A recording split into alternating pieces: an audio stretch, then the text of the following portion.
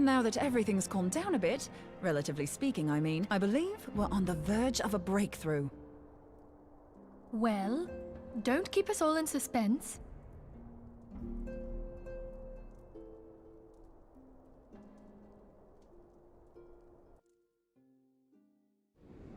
Just in case anyone's forgotten, let's start by reviewing what we already know.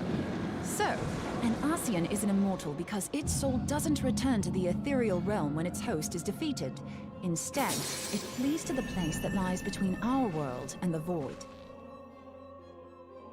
Therefore, the first step to permanently defeating an Ascian is preventing its soul from making this journey. And if you recall, when we last gathered here, I had verified that white auracite has adequate capacity to entrap the beings, albeit only briefly. Which left the small matter of their extermination. Aye. To unmake an Ascian soul, one must needs smite it with a concentrated burst, or blade, of purest ether. However... Short of experimenting on an actual Ascian, you see, there's no way to gauge how much ether its soul is made of. As such, we don't know what etheric density our blade needs to have in order for it to work.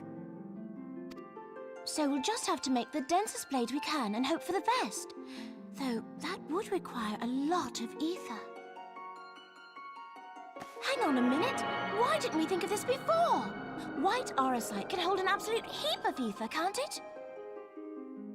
Please tell me you're joking. God's sakes, Ida. I feel as though Being intangible matter, ether is given to dispersion. Only in its crystallized form is it a stable source of energy. I will test you later on this, so see to it you do not forget. Right, yes. It's all coming back to me. So our hopes rest on good old crystals again, do they? While they are certainly reliable, they leave something to be desired in the area of portability. Indeed. I am reminded of the quantity of corrupted crystals required to thwart Leviathan, and the extraordinary lengths to which the laments... I do not envy the poor sawdust alone. That's the very problem we set out to solve, and I reckon we've found the... And the only viable source is the land. If you mean to tap the Great River of Ether, know that it will entail considerable risk. Meddling with the currents may well induce a surge like to the one which just... Give me a bit more credit, will you? Why would we need to tap the river when there are veritable reservoirs jutting out all over the land? Aye, I speak of corrupted crystals. It might be that their aspect is out of balance, but a crystal's a crystal. It contains ether, and we can help ourselves to it. While corrupted crystals are indeed abundant, there is no guarantee that they will be in close proximity at a crucial moment. But what if we don't need them to be? What if we could tap their power from afar? A malm away, say? If...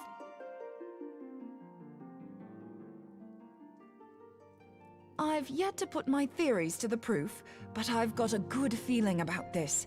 If no one has a... If you think it worth your while, you have my blessing. But tell us, what are your theories? I, for one, am most eager to understand. I thought you might say that, but no one wants to. Thing is, the profusion of corrupted crystals in Mordona makes it something of a high-risk testing ground. If anything goes awry with the siphon, it would be better if it didn't happen within spitting distance of quite so much ether. Ideally, I need an isolated specimen. Does anyone know where I can... May I suggest northern Thanalan? There you will find corrupted crystals of middling size, standing a reasonable distance apart. Ideal. Has something happened? Movement has been observed at Castrum Meridianum. During Operation Archon, the Alliance dealt the stronghold a heavy blow. Its facilities were extensively damaged, and its garrison reduced to a fraction of its former strength. Not long after our forces withdrew, however, having lost the Empire... Though I have dispatched the Crystal Braves, I fear their strength alone may not suffice to stay the Imperial assault. I would request the Scion's aid in the defensive effort. If I didn't know better, I'd say you were trying to inveigle us into fighting your battle with the promise of shiny crystals. Well then, consider me inveigled.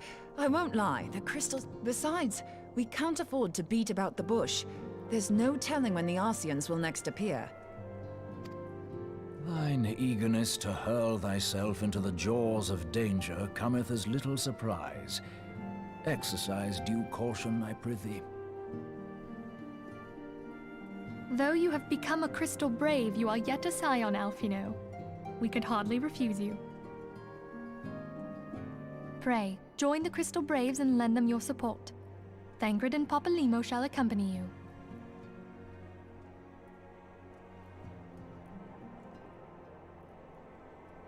Ida and Y'shtola, in the meantime I would have you assist me.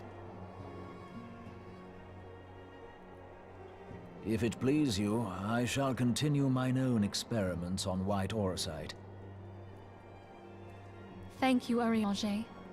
Everyone, pray see to your preparations and depart as soon as you're able. Go well, and be safe.